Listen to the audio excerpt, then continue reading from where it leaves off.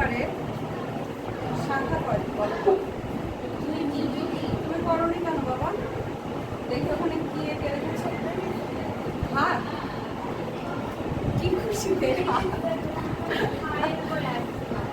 ওহো, আশা করি একটা আলাদা করে কাগজে এঁকে তারপর ওখানে লাগিয়ে দিবে, ঠিক আছে?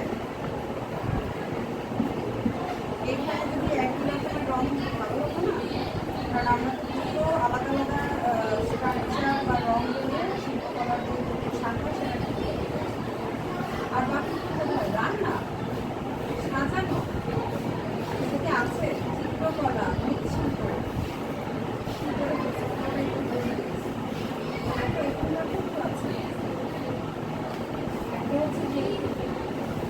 শিল্পকলার পরিবারের একটা হচ্ছে দৃশ্যকলা, একটা পরিবেশ দৃশ্যকলার সেকশন হচ্ছে একটা কালার বা একটা আর বিনা পরিবেশন করা কলা সেটা হচ্ছে আলাদা কালারের ফুল দিয়ে এখানে কিন্তু দিয়েছো রান্না সাজানো, এটা তো নাই। আচ্ছা সব তো একই রকম দিয়ে গেল, আলাদা করার পরিবেশ কোনো একটা অবস্থা করনি আজকে মায়া করেছো। তাহলে গতদিনে আমরা জেনেছি কি শিল্পকলা পরিবারের সদস্য সংখ্যা কয়জন? একটা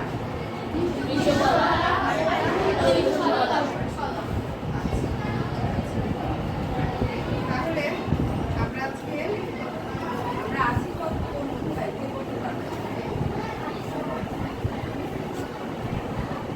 আপনার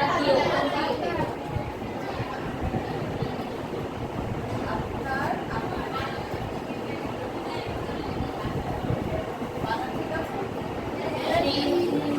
লিখছি না তো?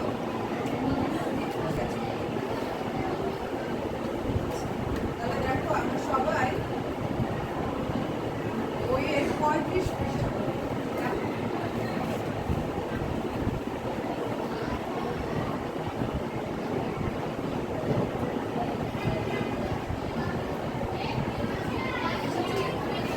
আচ্ছা দেখো 35 পৃষ্ঠায় দেখো আমরা আজকে জানবো কি লেখা আছে। প্রথমে আমরা জানবো ছবি আঁকার ভাষায় রেখা ও আকৃতি কাকে বলে। রেখা সম্পর্কে কি ধারণা আছে? ধারণা হলে জ্যামিতি করবেন, জ্যামিতির যে সেকশন সেখান থেকে রয়েছে। আচ্ছা রেখা সংজ্ঞা তোমরা জানো আগে কে বলতে পারো?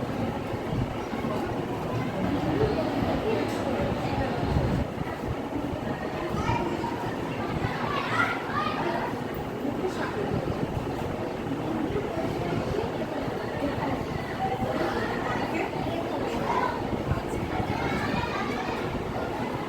আচ্ছা তাহলে হয়েছে তো এটা, তাই না?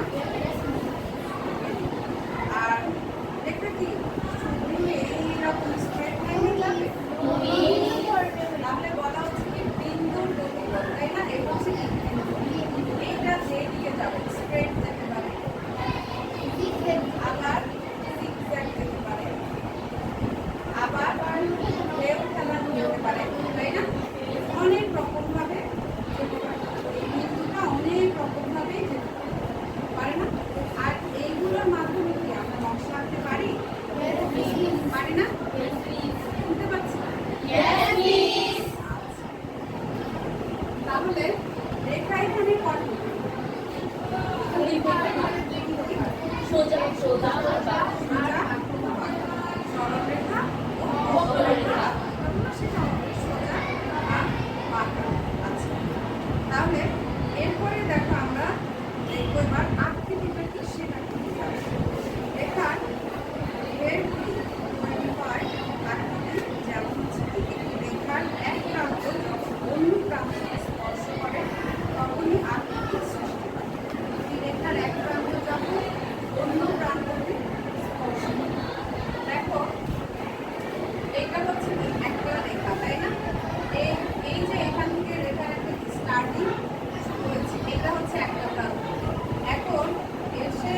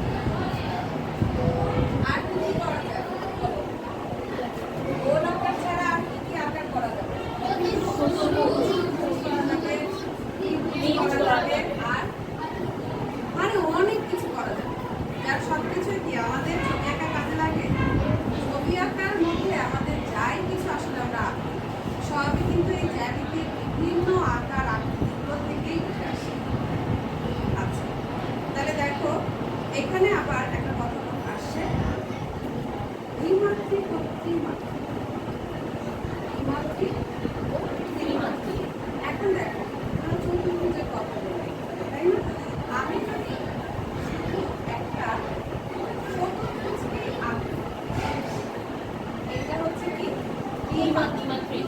এটা হবে দ্বিমাত্রিক। দ্বিমাত্রিক। এটা কিন্তু আর কোনো কিছুই নাই, কি নাই, দৈর্ঘ্য আর প্রস্থ ছাড়া আর কিছু আছে। তাহলে দ্বিমাত্রিক হচ্ছে ওই ধরনের আকার আকৃতি যার শুধু দৈর্ঘ্য আর প্রস্থ আছে।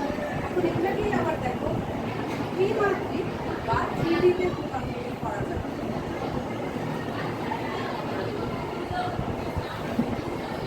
দেখছো আরেকটা চতুর্ভুজ নিলাম, তারপরে কি করলাম, আকৃতি চেঞ্জ হচ্ছে। এখন এটা কিসে পরিণত হচ্ছে, একটা বক্স ছিল চতুর্ভুজ, এখন চতুর্ভুজ কতক্ষণ ছিল, শুধু চতুর্ভুজ কতক্ষণ ছিল দ্বিমাত্রিক বা 2D। আর 2D-র বৈশিষ্ট্য কি, যা শুধু দৈর্ঘ্য প্রস্থ থাকে আর কিছুই থাকে। আর ত্রিমাত্রিক হচ্ছে দৈর্ঘ্য প্রস্থ থাকবে, সাথে গভীরতা বা উচ্চতাও থাকবে। এটা কি গভীরতা আছে, এই গভীরে কত কিছু রাখতে হবে, তাই না? এরকম একটা বক্স যদি তুমি ভাবো, কোনো বক্স যদি ভাবো, তাহলে তুমি সেখানে রাখতে পারবে।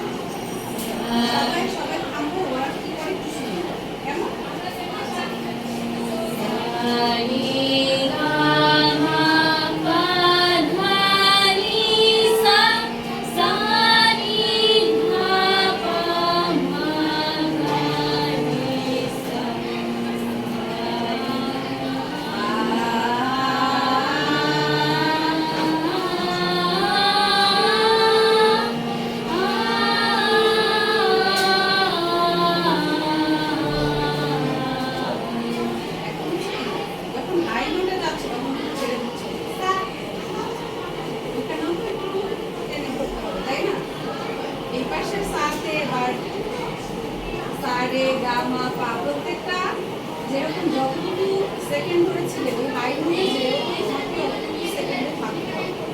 সাম বলে ছেড়ে দিতে পারবো। আর কি করতে পেয়ারা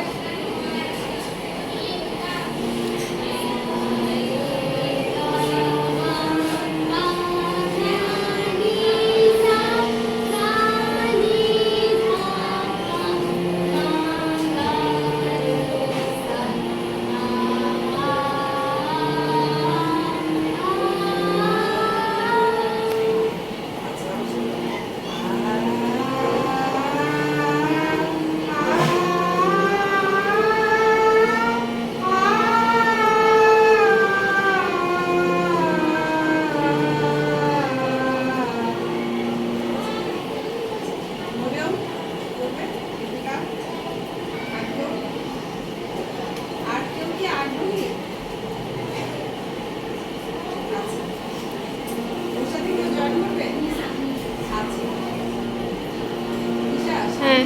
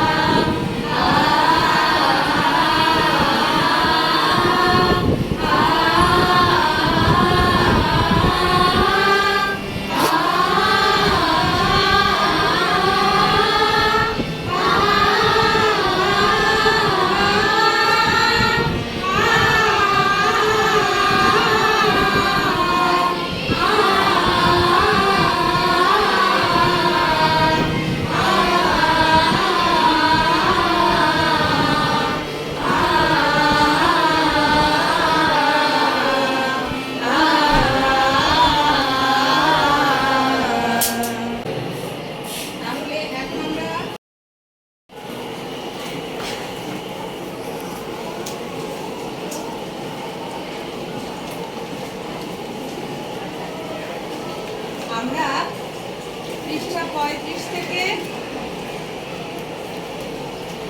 পৃষ্ঠা 37 পর্যন্ত একটু ভালো করে পড়বো, তাই না? আর মানে কি পড়বে, আর সেখানে যে ছোট ছোট জ্ঞানমূলক প্রশ্নগুলো আছে সাবজেক্ট একটু প্র্যাকটিস করবে, পারবে না?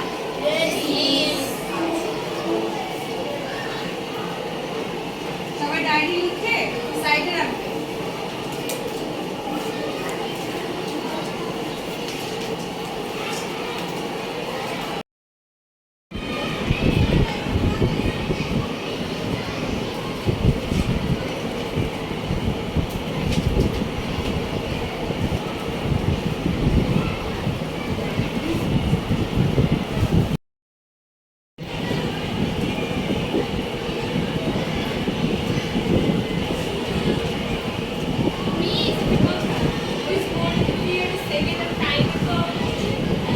Ha ha!